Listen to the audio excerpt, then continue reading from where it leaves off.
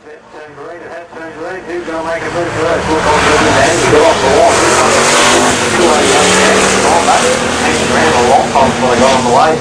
So it can take him just a little bit longer, it'll be enough to seal his fate. Then he gets the win, 1082, 136.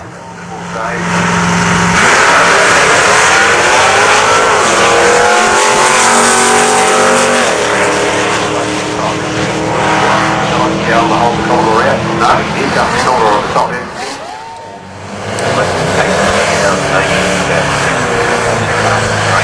But 36 at 120 miles per hour for George for his last pass.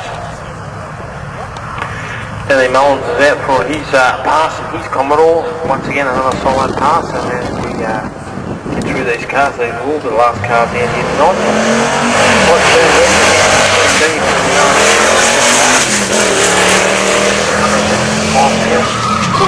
One opportunity to better that one, see what he does. As he goes through the box, he stops